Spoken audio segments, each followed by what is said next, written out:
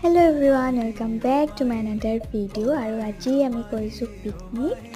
অসমীয়া মানুহ বুলি ক'লে আসলতে জানুৱাৰী মাহত বাৰিচুকৰ পিকনিক এটা থাকে আৰু আমি ভাবিলো আজি পিকনিক কৰো। পিকনিকত আছিলে হাঁহৰ মাংস আৰু কয়লাৰ মাংস। প্ৰথমে কয়লাৰ মাংসখিনি বনাইছিলো, তাতে আমি ধুনীয়াকৈ লাই পাত দি দিছিলো আৰু খুব টেষ্টি হৈছিলে কয়লাৰ মাংসখিনি।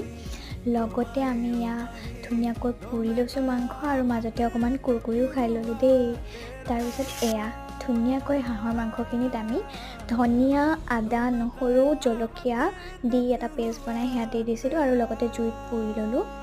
হাঁহৰ পোৰা মাংস খাবলৈও কিন্তু খুব ভাল লাগে দেই, আৰু জুইত বনোৱা বস্তুখিনিৰ টেষ্টটোৱে খুব বেলেগ হয় আচলতে।